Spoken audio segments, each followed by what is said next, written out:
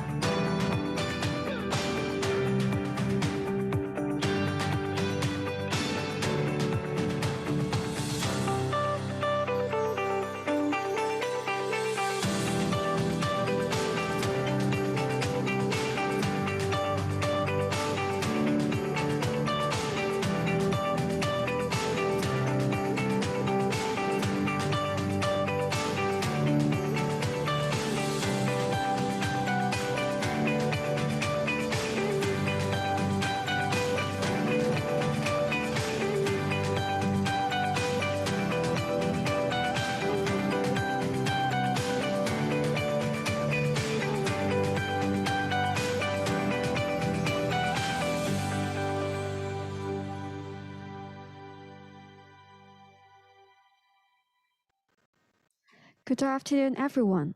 Welcome to the webinar, Holistic Digital Solutions for Sourcing, on the occasion of the HKTDC International Sourcing Show. Integrating 7 HKTDC trade fairs, originally scheduled for spring 2021, the HKTDC International Sourcing Show will run from March to July 2021 in both online and physical formats, offering a flexible arrangement for businesses to explore and identify opportunities across various industries. Apart from joining the webinar, don't miss the chance to meet with your potential suppliers by joining us at the HKTDC International Sourcing Show. This webinar will be conducted in English. You could choose 普通话 as the interpretation language by clicking the interpretation button at the bottom of the screen. 此研讨会将以英语进行，您也可以选择用普通话收听演讲。只需要按下荧幕最底部的口译选项，就可以挑选语言。If you have any difficulties, please seek assistance from our staff at the chat box. Today, we are excited to have 3 speakers to show you all their key digital solutions to further expand their market footprints in major markets. The speakers are Mr. Herbert Young, Research Manager of Euromonitor International Hong Kong. Mr. Josh Gardner, the CEO and co-founder of Kung Fu Data, and Ms. Jojo Lai, Manager, Sales from Hong Kong Trade Development Council. A panel discussion would be hosted by Herbert after each speaker's sharing. If you have any questions in mind for the speakers, please feel free to share it in the Q&A box too. Without further ado, may I invite our first speaker, Mr. Herbert Young, the Research Manager of Euromonitor International Hong Kong, to share with us the latest retailing landscape in Greater China region, evolving shopping behaviors, and the strategies to win the digital-first era. Herbert, the stage is yours. Thank you for the introduction. Today, I'm happy to talk about the retail in transition, especially how we could capitalize the e-commerce opportunities across the Greater China region. And before we go deeper into the shoppers' behavior as well as the retailing landscape in Greater China region, I would like to take this chance to quickly introduce Euromonitor International. Euromonitor is a strategic market research solution provider headquartered in the United Kingdom, but we also have offices across the globe. And we have research covering more than 30 fast-moving consumer goods industry, as well as service and payment vertical across 210 countries. And for today's webinar, our focus is leveraging the data we have in terms of the retailing system, the economy, finance and trade, digital consumer, income and expenditure, as well as our lifestyle database.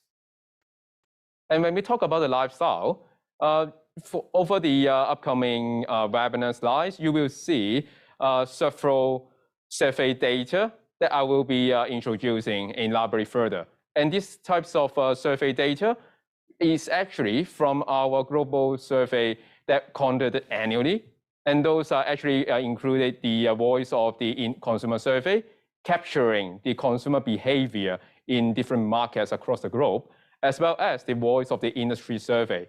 It actually means that we also collect the industry consensus from key stakeholders of the industry. So let us talk about the retailing landscape in the Greater China region. After the pandemic happened since the early 2020, it actually has severely hit multiple markets and regions across the globe. And as we can see on the chart on the left, the bubble size actually represents the market size of different retailing markets across the globe by region. And we can see that Asia Pacific remains the largest retailing market across the globe, while well, despite that, the fact that it actually recorded a mild decline of 1.4% over the COVID-19 pandemic. And because of travel restriction, several regions such as the North America, Western Europe, and even for Eastern Europe market, they have a serious impact in terms of the retailing sales because large amount of tourists cannot be visiting those regions. However, for Asia Pacific, it is lucky that the strong consumption power of Chinese tourists remain in the domestic market, which helps to offset the drastic impact brought by the COVID-19 pandemic.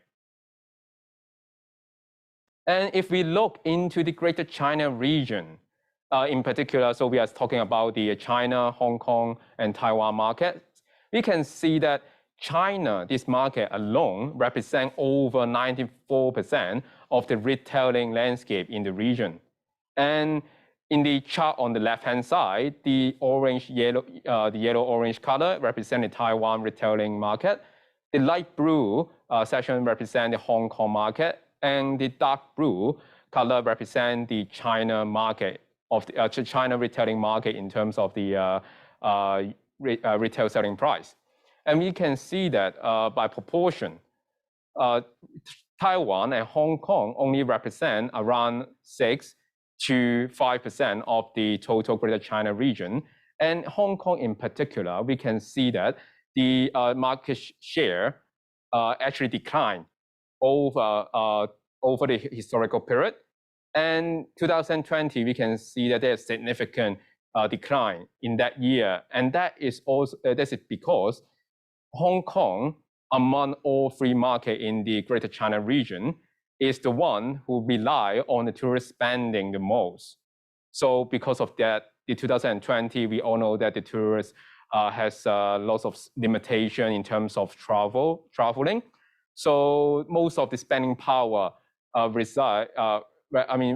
stay within the China and the Taiwan region.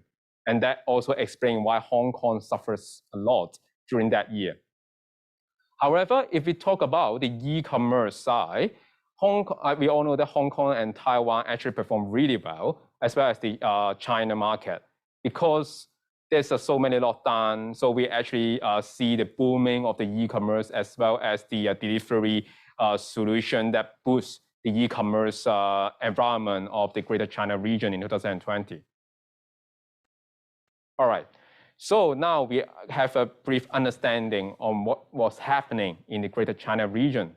And then now we are looking to see what is the change brought by the COVID-19 pandemic to do with the shopping behavior. In this slide, on the right-hand side, we have two snapshots. The first one is about the number of respondents in China who work from home at least once per week in 2021. So this is the latest figure from our lifestyle survey. And for Hong Kong, we can see that 55% of the respondents actually work from home at least once per week. And in China, nearly 48% of them exhibit the same behavior in this year.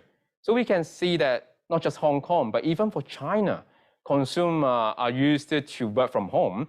And because of this behavior change, we can see that the more time you spend at home, it means that the more likely for you to spend more time online to do all kinds of shopping activities. So in this slide, you can see that there's an overview of 6 key consumer goods industry in the Greater China region. And we have 3 years data here. The dark blue color represented year 2019, the light blue is 2020, and the yellow-orange color, it represented data for 2021. So we can see that nearly all categories exhibit a similar trend, which is the e-commerce activities happens more frequent online from 2019 to 2021.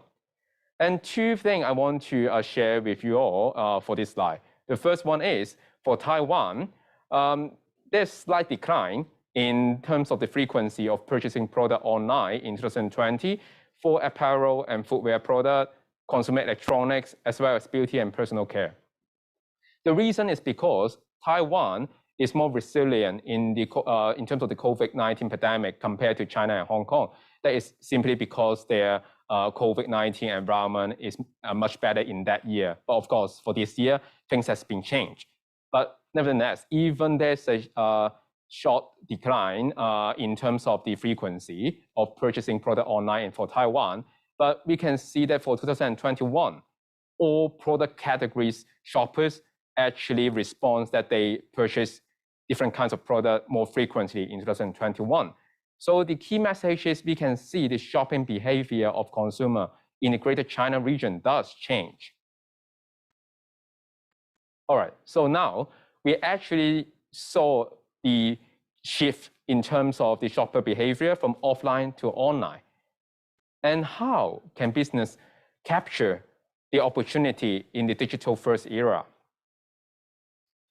The first key point I want to demonstrate is the future of commerce. We have to understand that the retailing landscape is changing. It is really impossible for it to return to the pre-COVID status, where people still have high reliance on the offline shopping channel. They already learn and adapt the online shopping channel, and they will demand even more on both online and offline. So it is really important for all the businesses to understand the role for both offline and online channel when they are shaping their retailing strategy in those markets. In this slide, I want to share two examples in China. The first one is Pinduoduo. It is not something new. It's quite a long-standing platform in China that people can actually group their order together and buy a larger order at a more discounted price. And the example on the right-hand side is Meituan Youxuan. Meituan, I believe this brand is well known to every one of you. If you don't know, it is actually one of the largest online booking platform as well as the food delivery service provider in China. And the reason why I want to show the Meituan Youxuan here is because this is the latest service that Meituan launched since last year. It's also delivery services for consumer to order their grocery items online, and then they will deliver the grocery item to the customer destination. And this is actually a very strong implication to the China market, because before, delivery is something that stays within the food service as well as the e-commerce non-grocery platform. But now, because of the COVID-19 pandemic, there's so many lockdown cases happening throughout the China market. The consumer in China need a delivery or end-to-end service that they can do the buying online activities seamlessly. And spotting this opportunity, Meituan actually launched this new type of services to fulfill the consumer demand. And most importantly, we are still suffering from the pandemic, even though that most of us have already get used to the pandemic role, but we don't know what will happen in the future. So it is very important for businesses like Meituan and Pinduoduo that react swiftly to cope with the consumer demand, and more importantly, help to deliver a message to a consumer that you can actually rely on the online shopping capability instead of keep finding a way to return to the old normal, to saying that we shall go back on straight and go to the offline store. That actually driving the consumer in China to change their behavior permanently. Another case study I want to touch base on is Shopee. Shopee is a Singapore-based online shopping platform. It is providing both the B2C and C2C e-commerce platform to the consumers. But the reason why I mentioned this example is because Shopee recently launched its live streaming platform. It's not just for the KOL or the key opinion leaders to deliver their message, but it's also a platform for them to do all the commerce activities during the COVID-19 crisis. And this is a very important new steps by Shopee, because apart from delivering the product, they are also creating a platform for both the merchant as well as the consumer to interact in a real-time basis. The consumer can ask questions, can, let's say, order immediately, and then the merchant or the broadcaster can react simultaneously. And this actually enhanced the online shopping experience to the to shoppers, and they can help to establish the brand connection between the merchant as well as the online shoppers. And just a snapshot, we all know that the Tmall Double 11 Festival is a very important event for the e-commerce market in China. And even in 2020, the year of pandemic, we can see that there's a record high transaction happening during the Double 11 Festival. And the live streaming consumers in China is 3 times higher than the US and those in the UK. So we can see that the live streaming commerce activities are booming in China, and this is gonna be one of the strong drivers that shapes the future of the e-commerce in China. And the second point I want to address is from digital to experience. There's 2 data points I want to highlight. Is 67% of Hong Kong respondents use technology to improve day-to-day life. And also 58% of Hong Kong respondents use shop in stores to create engaging experience. The key point about this session is all about the experience. On this slide, we can see that there's 2 results from Voice of Industry survey. We try to capture what are the key industry stakeholders thinking about their future investment in terms of the retailing channel and what they are trying to deliver to their key customers. And not surprised, most of the respondents actually point out the personalized experience as something they really wish to deliver and invest in order to deliver a premium experience to online shoppers in the future. And there's some example in Hong Kong I want to share as well. For this slide, there's a example about a virtual fashion show. It's created by IT, the Hong Kong-based fashion retailer. It is actually a event in the shopping mall happened over last year. The special about this booth is that IT, instead of showcasing their new series of fashion clothing, I mean, in the real item in the shopping mall, they actually have a several booth that's showcasing their fashion items virtually. And there's a control panel you can see on the top right-hand corner of the pictures. There's a person trying to pick each of the new item, and they want to see if the item looks better in white color or in black color. So they can alter the fashion, the clothing items using the control panel. And because of this, the whole thing actually goes virtual. There's no real item that the consumer can shop during this pop-up store. And this is a very important step for the fashion industry, because if IT, these marketing activities can proven the pure virtual showroom actually works, then in the future, the amount for the fashion retailer need to invest in the physical space is much less. And there's a new type of experience for the consumer can play with, for them to try different kinds of clothing with different color without occupying too much of the physical retailing space. And for this slide, this is a more China example. You can see that the one on the left is Armani's booth, allowing the consumer to go in and try their cosmetic product virtually.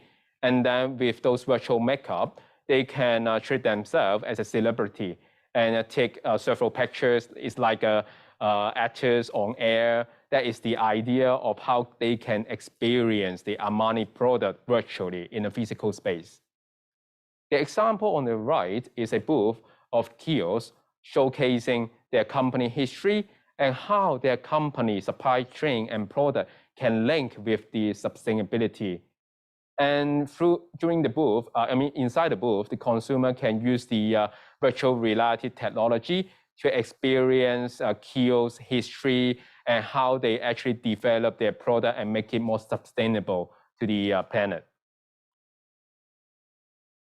So after a few showcase of how we can deliver the digital experience to the consumer and to enhance their shopping experiences in China, the last point I want to deliver is the era of food on demand.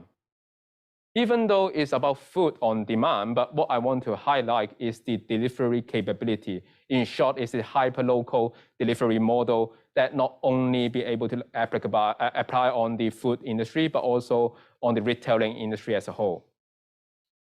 So for this slide, it's exactly the hyper-local delivery I want to showcase. It is all start with the Ghost Kitchen or the Shadow Kitchen initiative that happening across the globe, where the merchant or food service provider are trying to provide a more on-demand delivery services to consumer during the pandemic time because of the lockdown measures. And some of the retailers or even the delivery companies adapt such solution. And you can see that there's two pictures on the right-hand side. The top one is a Israel-based company who provide a micro-fulfillment center in the country. And the one on the bottom right-hand corner is a US-based company called Ohio. So it actually is a micro-fulfillment centers startup, which provide a timely, seamless delivery services over the US continent. And they actually are able to promise to deliver the product within the same day or even 2-hour delivery, depending on the location and destination of delivery. So the world has been changed because of the delivery capability, not just for the food industry, but also for the retailing landscape. And last but not least, I also want to mention a more local example, the HKTV Mall. If some of you have read the recent news, Ricky Wong, the founder of HKTV Mall, actually have announced their plan in the future 7 years to try to retreat from the e-commerce platform, but instead they want to transform into a service provider so that for all the brands they want to establish their e-shop, they can use the existing experience and technology of HKTV Mall to establish their e-commerce shops in Hong Kong. And that is a very important step because if this is successful, it means that all or most of the e-commerce company, they will be the client of HKTV Mall, and which will create a huge business opportunities in terms of this segment. All right, so that's it for my sharing. And there's a QR code on this slide. So for anyone who wants to download this presentation, please feel free to scan the code. And for you have any question, feel free to contact me in person. And now I will pass the session to the organizer. Thank you. Thanks, Herbert, for your sharing. Let us now invite Mr. George Gardner, the CEO and co-founder of Kung Fu Data, to share with us his step-by-step guide to launch an e-commerce business in mainland China. Over to you, Josh. I would like to thank you all for being here today. I would like to express my extreme gratitude to Nelson and his team at the International Sourcing Show and HKTDC for having me out here to share. A bit about me, I am the CEO and co-founder of Kung Fu Data and E-commerce Group, whose sole mission is to help brands thrive in China's online marketplaces. And to that end, I hope today's session is both eye-opening and inspiring as we take a little walk into the unique world of China e-commerce. So the first place to start, of course, is the basics and what it's like operating in this market. A couple of the characteristics, I think you all know this, but we should mention it. China e-commerce is just absolutely huge. The biggest change we've seen, obviously, in the last few years is that more than 50% of all retail is now happening in some kind of online or digital format.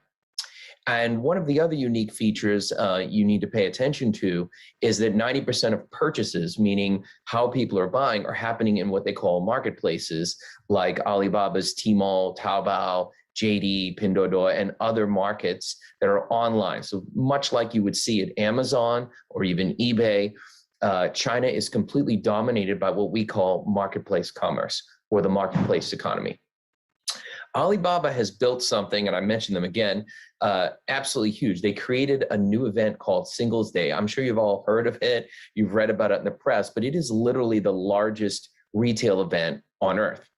And in response to that, JD, their biggest competitor, created something called 618. So in China e-commerce, we have another unique feature in that twice a year, we have these absolutely massive sales events that consume the months and all the resources around them. So June is 618, the 18th of June, and 11/11, which is Singles Day, is November 11th. And each year, it takes up such a massive portion of all the retail that we do online in China. 90% of payments on Tmall are through mobile or Alipay. And this is also true of all other platforms in China. Simply put, Chinese consumers buy everything on their phones. And that is unique. If you're in a place like Hong Kong, people rarely use their phones to make a purchase, or they use cash or their octopus cards when they go out. But in China, everyone uses their phone. And I'm sure even for those folks who are based in Hong Kong who are watching this, you all have probably used WeChat or even have WeChat Pay now, and you note how simple and convenient it is to use that payment method using on your phone with a thumbprint. Well, that happens all over China 100% of the time. And what you're looking at here is just a typical transaction profile for one of the accounts we manage on Tmall. Online shoppers, in our experience, are generally much younger in China. What you're looking at here, which is interesting, is a study we did for Louis Vuitton Group a number of years ago. Notice on spirits, in particular, age matters more. It's 18 to 30. If you look at something like Courvoisier or any kind of brandy or this type of drink outside China, it's mostly drunk by people over the age of 50.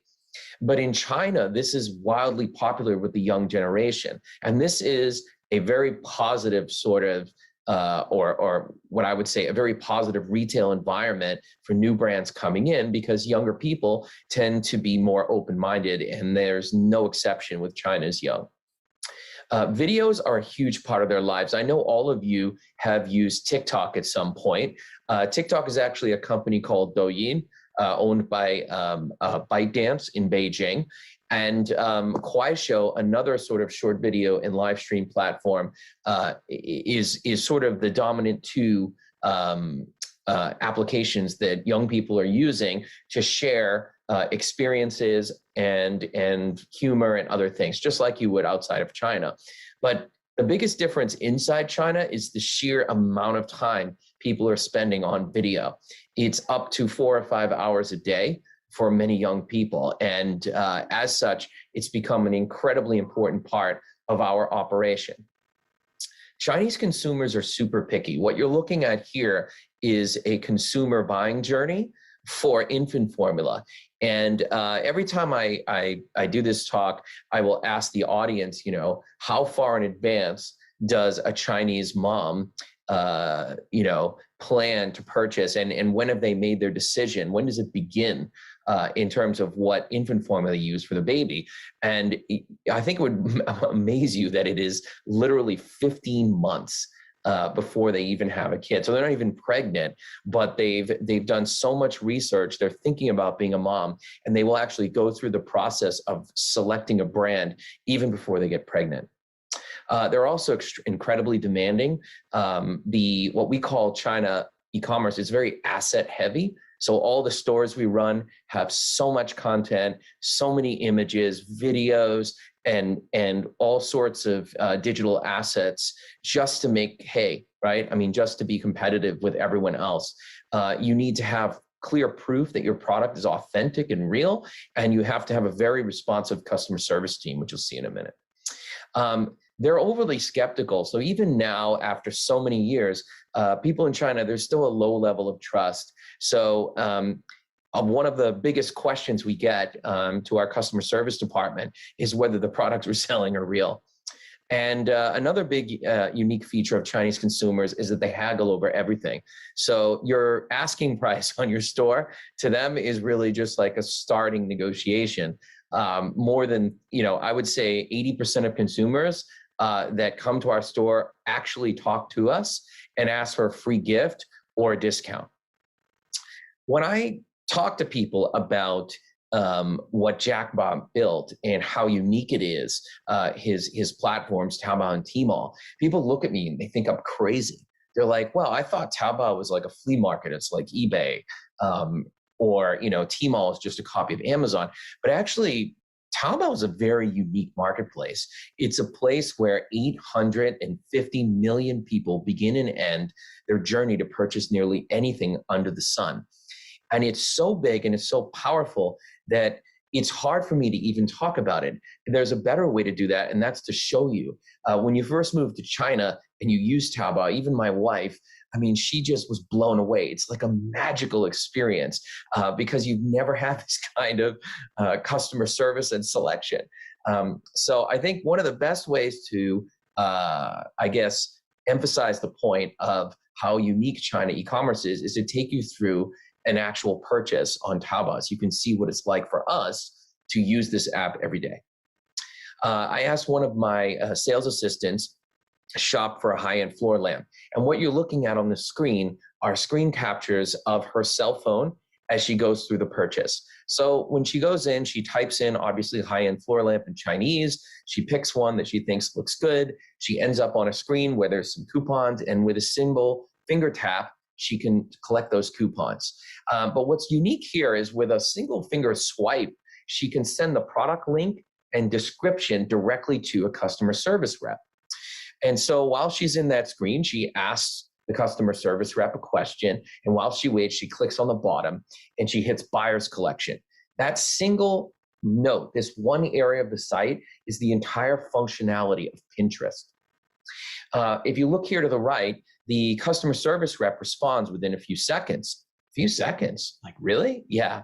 If you look at when she posted the question, it was at 17 seconds, and 25 seconds, a customer service rep, a real person, actually wrote back to her and responded.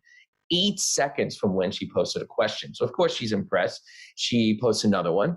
And while she's waiting, she clicks this other feature called Ask Everyone. Ask Everyone is extremely unique. Merchants, the store owners, cannot be involved in this group chat.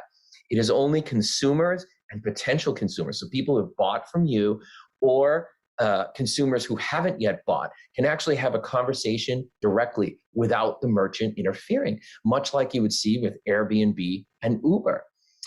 In order to get into that area, you have to follow the store, like Instagram. You have to check in, which is like Foursquare.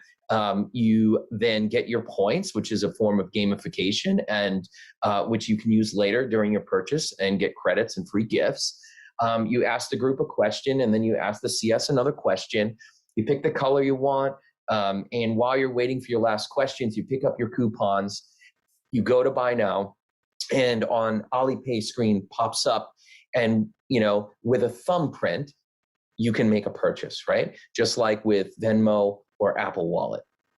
That whole process that you just watched took 1 minute and 17 seconds. The entire functionality of 16 applications on your phone, different applications, you can do for free inside every single Taobao store. And that's impressive enough. And by the way, I'm only showing you some of the features, right? Because now when you go into a Taobao store as an example, you can watch live broadcasts just like you would in a Hollywood studio. It's like reality TV. That is not what should keep you up at night as a new merchant coming into China. I mean, this is just amazing. It's that was a factory direct conversation. So Taobao itself is an M2C marketplace. There are 60 million active stores on Taobao and Tmall. And about 10 million of them make the stuff. They're actually the factories. So you can go and have that level of service directly from a factory. So what does that mean for you as a merchant? I mean, someone like me can go buy a t-shirt, right? So my daughter had a birthday last year and I couldn't get the shirt that she wanted, a Hamilton shirt from the place she wanted. So, my wife went on to Taobao, and in, I don't know, a couple of minutes, she found a store, a guy who does on-demand, print on demand, got these beautiful Hamilton t-shirts delivered to our place in Hong Kong in 3 days for free. I think the delivery charge was 20 RMB for delivery. The shirts cost us $6, $6 each delivered. So, understand, like, that is the competition you're up against. And it's also the service level that consumers using these applications in China expect. So if you're going to sell to them, you got to get in the game. It's really a gladiator battle for screen real estate. Your phone screen in front of you is about 50 square centimeters. And Alibaba alone processed, 1.2 trillion US dollars in its last fiscal year through that phone screen. This is the most valuable real estate on this earth. And all of us who operate on these platforms are fighting you for it. We are trying to control real estate because that's where all the money is. That's where the transactions are. Brands are battling for screen real estate everywhere. When we started our company and we were operating stores on Taobao and Tmall, we would only have to deal with search marketing and media buying and event marketing. But now traffic comes from everywhere. Alibaba's invested in or integrated just about every, every single part of the consumer journey into its marketplace. And so you really need to be involved and engaged with influencer communities and co-branding and cross-platform integrations. And one thing that shocks me is the sheer concentration of revenue. So if you look at the prime locations, which would be, first screen, those first few that come up when you look for something or you click on a brand name, those top 10 listings are worth 5 to 10 times what everything else is. And second and third page listings are worth nothing. So you really have to win, right? You have no choice. You have to win the branding game, and you have to win the real estate game. Merchants are forced to do this to get higher ranks. We have to do a lot of different things. It depends on your space and category, but in the end, a lot of stores look like this 2-month period that you see on the back end of a retailer online in Tmall. I mean, this is reality, right? Another part that we have to deal with is that about 30% of all sales are controlled by human hands. And that's, after 8 years of operating stores, we currently have 27 stores between Tmall, JD, and a few other platforms. We get so much coming in, and you're looking at these conversion rates. The good news is that all of partner teams that run stores online in China, they're all trained salespeople. They're all like assisted selling. It's like being an assisted shopper for consumers. But as you can see, more than 30% of all the transactions on every store come through people. And I showed you earlier a slide. Most people that come to your store, they're going to ask for a free gift or a discount. So they will engage you. And it's an opportunity to engage with them.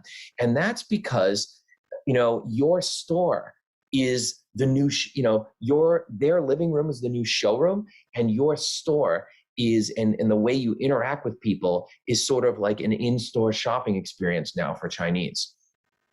It's also a place where winner takes all. As you can see here, Herbert completely dominates its trade. And in the beer category, we run Duvel Group, and their store absolutely dominates trade. Probably more like 70, 80% of all brand revenue comes through them, through their stores. Brands are told fairy tales of easy success. You're looking at actual things that e-commerce partners or agencies have published on their website. For example, this one that we have, an all-in-one software platform that makes a magical experience. First of all, there's no such thing as anything that's all-in-one that works right, let alone software, and let alone in China. So keep in mind, there's no Cinderella story. It's not an easy place to operate, and it's extremely competitive. Here's the bottom line, okay? You're looking at 3 of our customers, okay? 10% of stores capture 90% of the traffic and sales. This is true in every single category we have ever operated in. There might be very few left where there's a blue ocean. In my view, it's all about your brand, and it's all about your ability to penetrate the market with that brand and convince consumers that you are the best. As you can see, these are three of our clients. They completely dominate trade on certain keywords like German protective gear, disposable gloves, and motorcycle helmets or motorcycle gear. And there's a reason for that. Most traffic is branded in every category. Chinese consumers don't search for things. Google is irrelevant here, okay? They follow the recommendation engines and the AI recommendations and have a different form of shopping experience. They don't search for things. They search for brands. And this is how they find you. So they discover you through these elaborate influence webs that are very complicated. There's hundreds of apps, friends and family, coworkers, people they interact with. They want to see both an online and an offline experience, and they want their favorite influencers to talk positively about your brand. So as an example, let's take a look at a typical Chinese consumer purchase journey, right? You guys are all familiar with TikTok. In China, it's called Douyin, as I mentioned. A typical experience would be you're watching a video and an e-commerce link can pop up right on the screen, and you can click this link and be redirected to a Tmall or Taobao store. Now this is currently blocked, and you go directly into a Douyin store. So our clients that were using this particular purchase journey are now going directly into their Douyin stores instead of going to Tmall and Taobao. Another example is through live stream. If you asked me 2 years ago whether I would be a Hollywood studio and that we would be in some kind of creative studio production or asset creation, I would have told you you're crazy. But actually, fast forward 2 years, we now are building our 6th live stream studio. We have 6 now for the brands we run. We have 15 brands.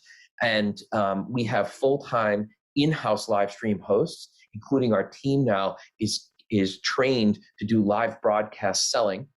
And in addition, we work with influencers like the one you see here, like a host. And what happens is when you go into Taobao or you go into any of the marketplaces now, you will see that the store is live broadcasting. Some of our clients are getting, let's say, 90% of their conversion rate improvements through live stream engagement.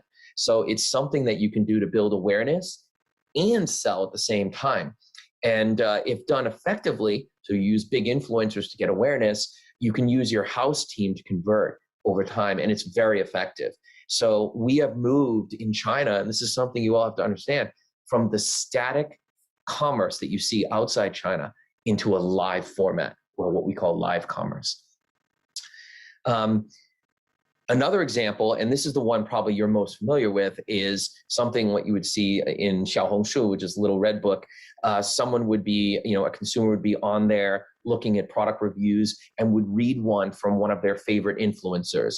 And after they read it, they'd see the brand name, they'd go into their Taobao app, and they would type in the brand name or the model number of the product, and up would pop, and then they would go and purchase through the store.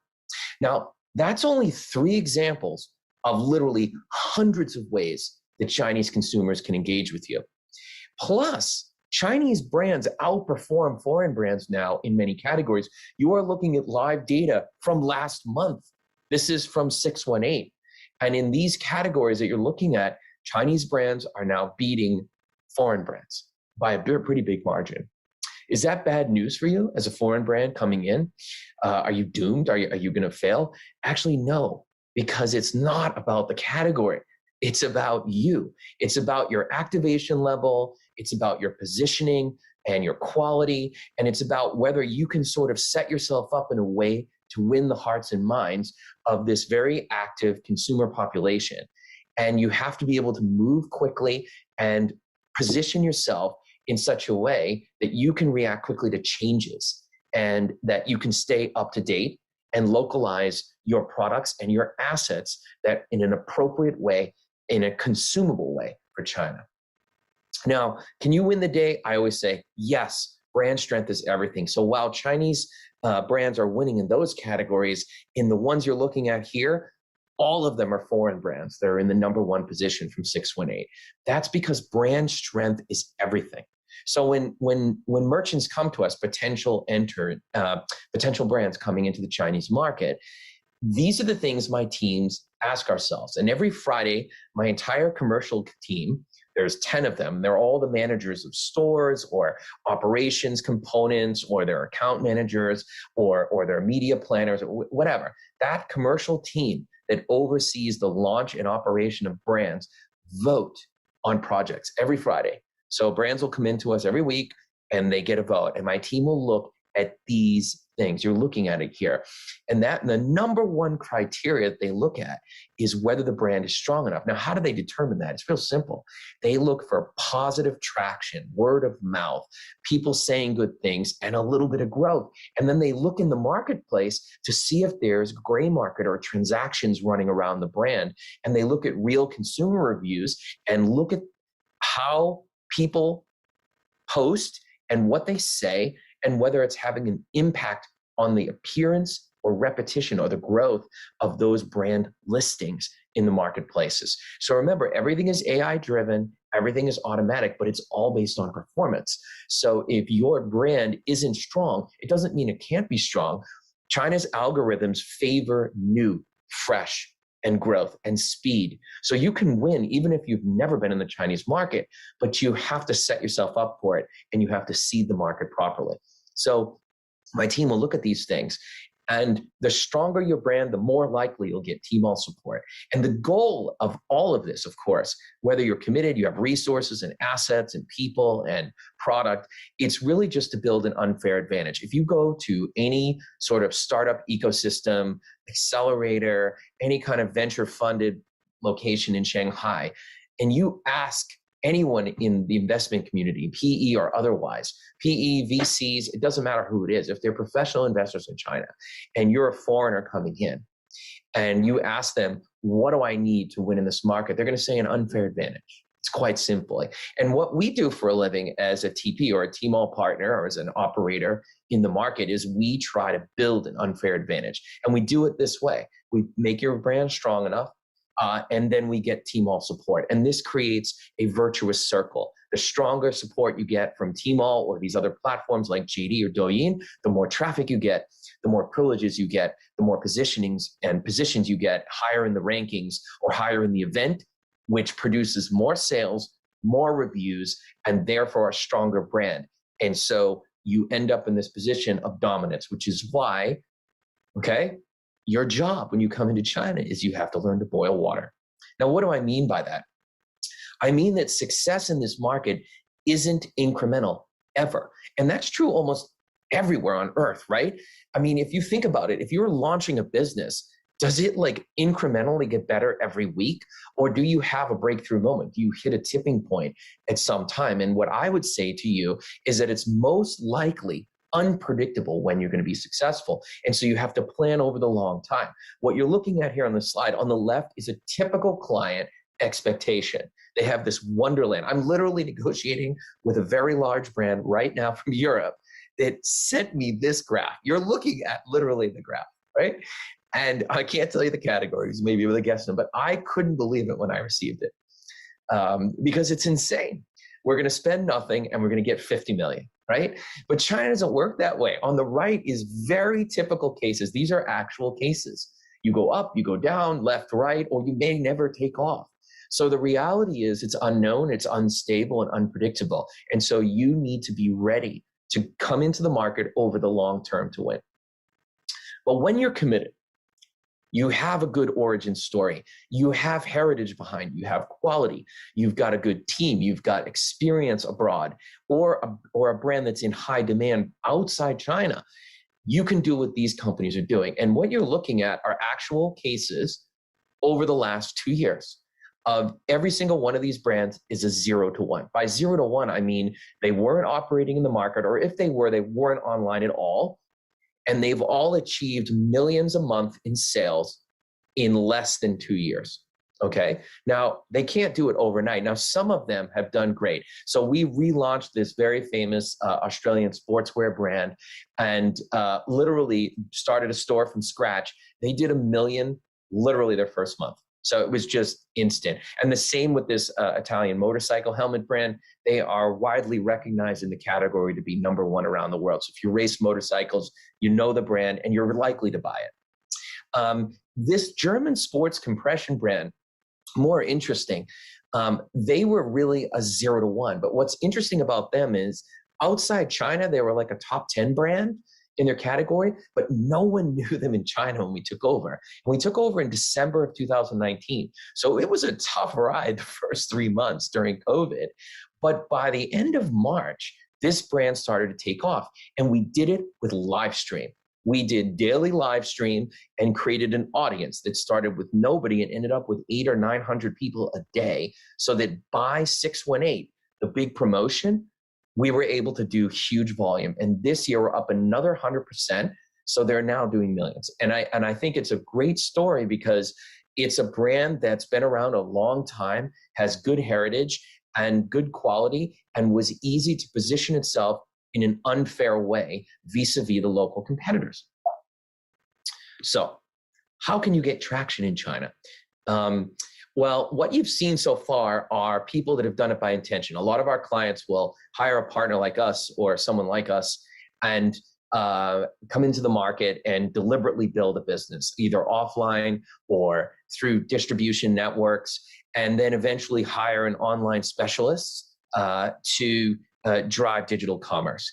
And there's so many ways to do it. You've seen we use celebrities, we use influencers, we do community marketing, we do tons of content production, we do studio, we do live stream. I mean, we do it all. Basically in China, you have to do some of everything and a few things really well right now to make money. And that's the great story, but it does take a long time and you don't really want to be there. A much better way is to have a happy accident. And you can do this. I'm confident you can do this. A lot of our clients, or I should say a huge percentage of foreign brands that are successful in China, even new brands outside China that become successful in China fast, they do it. And they do it through social digital connections, right? They are mobile, social, and digital by their, as native to them as it is to a Chinese consumer to be digital, social, mobile. And so they harness the power of overseas influence and positioning to build an audience in China, and they're not even in China. So I'm going to give you a great example, and it's Allbirds, right? And this is a classic direct-to-consumer brand story and how it spills into China. So they launched their Tmall store in April 2019, and from day one, they were making millions, okay? And everyone thought it was like an overnight success. There was a lot of press about it. But my team doesn't believe in overnight success, okay? We don't. We rarely see it. Does it happen? Sure. But the vast majority of brands, it doesn't happen. So remember, the date of the launch was in April 2019. But my team went back, and another feature of sort of China's e-commerce ecosystem is how transparent data is. So we went back and looked into the search index and found that something happened in March 2018 that created within months of what we would call visible brand equity. You're looking at it here. So from March to June, look at the spike. You go from almost no recognition of this brand to what we would consider a strong case for commercial launch in this 13, 15,000 per month search index range. And so we started doing research and we found 3 things happened. They launched a campaign around shoes made from trees, which was, well rolled out. They opened pop-up stores in Canada. This was their first international rollout. But the big one was to support these 2 new campaigns, both a pop-up market in Canada, which of course we all know there's a huge overseas Chinese community there, is this aggressive PR on news media. And that PR rollout was syndicated across multiple markets, including China, and it spilled into China. So all of that content that was in English was actually distributed in Chinese in China, and it created a massive success for them right away. And so since then, they could have literally from, I would say, any time around May or June of 2018, they could have launched a store and had the exact same sales and commercial success as they did a year later, right? More than a year later. So why do D2C methods work in China? this is one thing I try to tell people. It's because people follow people who follow brands. And those people follow other people who follow brands outside China. Okay, so the most popular influencers, the people with huge populations of Chinese that follow them and take their advice on lifestyle choices, they follow other people and their lifestyles outside China. So one of the best ways you guys can enter the market is to have a great success in your home market and make sure you seed with influencers that are in your home market, but popular with Chinese consumers. So I have a client who hired an overseas Chinese in Texas, in the US, who has like millions of fans on YouTube and on Insta in the States to do their promotion, to bring their brand from the UK into the US market. And she was quite successful. As it happens, they're asking me what we think for China. Well, we look her up. She's got 5 million fans in China. So you can see this method's going to work for you. And I think anything like this is extremely powerful. So understand that if you are a D2C brand or you are not a D2C brand, but you're thinking about making that kind of transition, remember, if you want to open up the Chinese market and you don't want to come in headlong and set up a big commercial operation, the easiest way to do it is to seed with influencers in your home market that are followed in China. So last but not least, when people come to me, and I've worked with hundreds of brands over the years, I mean, literally like 500 or 1,000, I can't even lost count. They always send commercial teams to me, and they always have a list of things like, here's the product selection and the inventory, and who's the partner for logistics and strategy. What strategy are we going to use? And do we need a local team? And what's our global support and our budget and our business model? And we got to do some research and all of that. And what I noticed is there's always this big hole in everyone's plans for China. It's like a massive gaping hole in the entire launch. Right? It's something they just don't want to talk about, they ignore, they don't want to deal with. And I've mentioned it several times on multiple slides here. And that missing piece, that thing that matters most when coming into the China is it's 500 times more important to you as a brand entering China than all the other things combined. And it's simple. It's your activation level. It's the way you resonate with Chinese consumers. And it's brand strength, right? In the end, it's brand strength. So focus on resonance, focus on brand strength, and you too can have a success in the Chinese market. Thank you. I wish you luck. Thanks, Josh, for your sharing. Let us now invite Ms. Jojo Lai, Manager Sales from Hong Kong Trade Development Council, to share with us the digital sourcing experience offered by HKTDC. Over to you, Jojo. Hi, everyone. Today, after two speakers sharing, I'd like to talk about the digital sourcing experience at HKTDC. I think at this point of time, no one would be unfamiliar with virtual exhibitions. If you have not joined one before, at least you have heard of it. So for HKTDC, we see the trend of online sourcing and marketing emerging during the pandemic. So we had quickly developed a digitalized model to help connect suppliers and buyers. We have launched 3 virtual exhibitions since the outbreak of the pandemic. The Summer Sourcing Weeks Go Online in July 2020 was our first trial. And we then progressively improved the functionalities and layout of the platform. Our Autumn Sourcing Week Online in November actually doubled the exhibitors and buyers. And in March this year, we organized the International Sourcing Show online. All of these virtual shows welcomed around 5,600 exhibitors and some 63,000 buyers from all over the world. To help you visualize what our virtual shows were and what elements were included, here is a short video for you.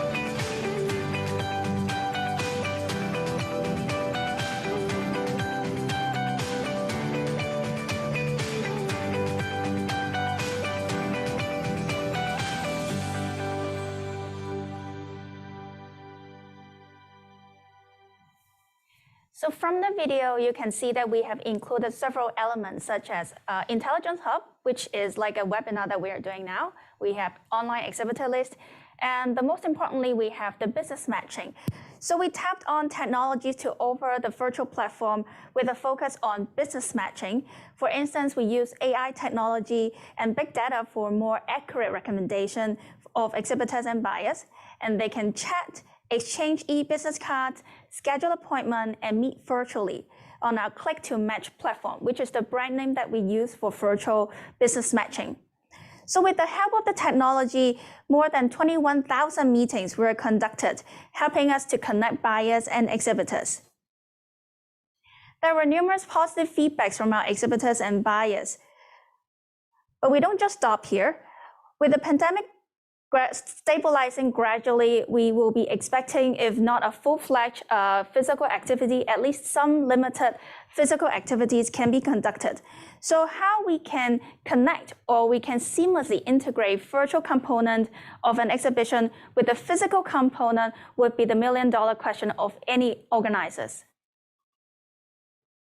So from now till January 2022, the HKTDC will continue to offer booth participation with online exposure, allowing exhibitors and buyers to connect with one another when some of them still could not attend any exhibitions physically through our Click-to-Match platform.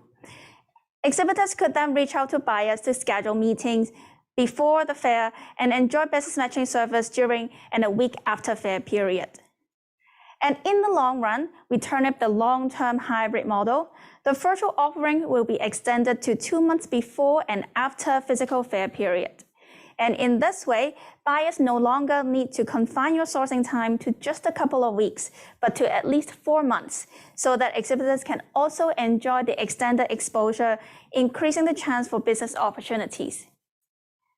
We will also have relevant platform to facilitate the seamless integration between physical and online platform, equipping buyers and exhibitors to use Click-to-Match to look for buyer exhibitors with assisted artificial intelligence. And additionally, from now till June 2022, HKTDC exhibition will still be covered by Hong Kong government's Convention and Exhibition Industry Subsidy Scheme. All exhibitors will be subsidized 50% of their participation fee, subject to a cap of 10,000 Hong Kong dollars per standard booth and 10 booths maximum per exhibition. Exhibitors would not need to apply for the subsidy because it will be directly deducted from your participation fee.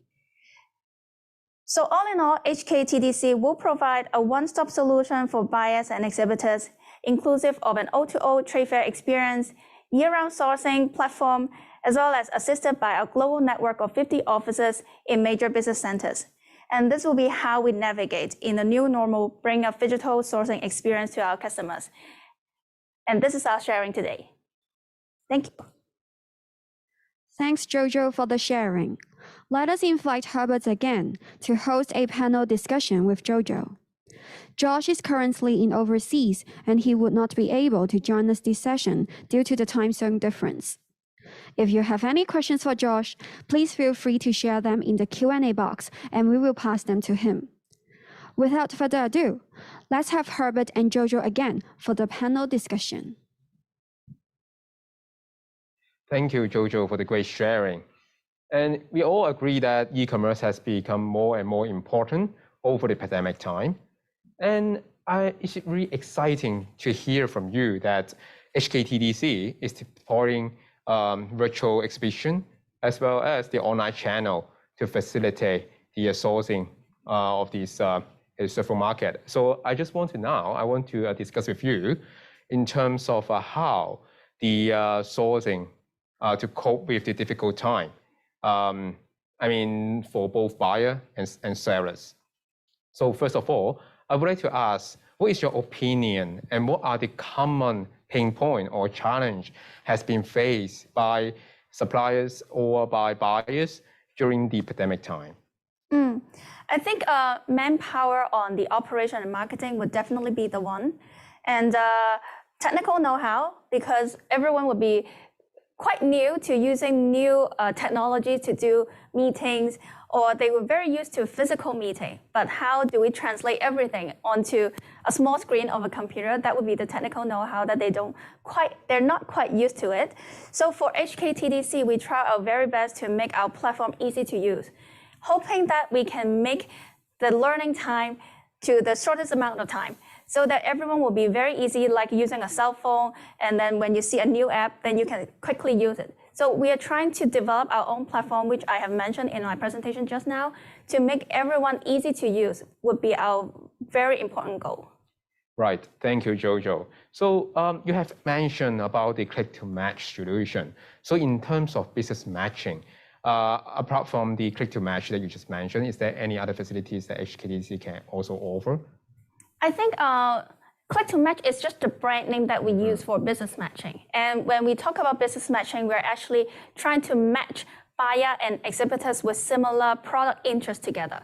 For example, if you go online shopping, go to Amazon, for example, and when you click like a toy car, so at the bottom of the screen, you'll see a similar products you may like. So we're trying to do this. So we want to use AI technology, artificial intelligence, to pre-match exhibitors and buyers and push these relevant business partners to you. So that when you use our platform and you try to look for someone that you would like to meet and schedule meeting appointment with, then the first list of buyers that are being pushed to you would be relevant to you, because we pre-match your sourcing interest and your products handling together. And then, so we help the exhibitors and buyers to save their time, because the first list that they would see would be someone very relevant to them. And we are trying to do this and hopefully using technology, because only technology can process a big amount of data in a very short amount of time. So we are using technology to help our buyer and exhibitors to find their business partners more efficiently. That is how we use the virtual platform in this new sourcing normal. Mm-hmm. Thank you for sharing more about this exciting solution HKTDC is offering right now. And since for this kind of a solution, it has introduced after all the exhibition and meetings goes online because of the pandemic. And what do you think about the response of all the participants? So for example, are they happy about the new solution, or are they like, they still want to go back to the pre-COVID situation? I want to attend to more physical exhibition. I think because when we were developing our own platform, we have also done focus group for exhibitors and buyers. And we understand from all of our users, physical interaction is irreplaceable. And we also agree on that. But they also recognize the benefits of having virtual platforms, because it can open new business opportunities. For example, before virtual exhibitions were very popular, some buyers, they would simply skip an exhibition because of the relatively expensive travel cost. So with virtual exhibitions now, then they can join virtually. They can still click onto our exhibitor list, because we provide them with a tool to meet online directly, instant chat, video chat, and therefore our exhibitors actually would be able to see a new stream of buyers that they were never able to see before. So I think as an organizer, we try to integrate the physical and virtual component of an exhibition. We want to keep the benefits of the physical exhibition while adding in newly added benefits brought about by virtual exhibitions. Thank you, Jojo. I'm really excited to hear more of the future solution of how we can get the benefit from both virtual and the physical environment in terms of exhibition and meetings. Yeah. Yes, and in terms of, we all know that the Greater China market is not just comprises of Hong Kong. We also have a very big, huge market in China. And so just want to ask, like, have you observed any difference in terms of pain point difficulties for buyer and sources in Hong Kong and in China? I think the technical know-how should be universal for all participants, but we also acknowledge and we understand that not every solution platform is accessible by all markets. So as an organizer, we also need to take note on this and make sure that the solutions that we are offering, like the instant chat solution, video live streaming solutions, they will all be accessible to China, Hong Kong, or international markets. That's the point that we need to take note on. In this case, how do you find the speed or how they willing to accommodate such shift in those areas for buyer and sellers in China and Hong Kong? I think in terms of the behavior, they are actually very similar. As long as we provide a very stable platform and easy to use platform, then it will be very easy for all types of users to get on board onto this new sourcing experience. Right, thank you. So I just got one more question. That is, when we talk about the digitalization in terms of retailing landscape, I understand that HKTDC have been allocate so much resources to make them easier to cope with such transformation. But how ready are the companies in Hong Kong and China for this such a transformation?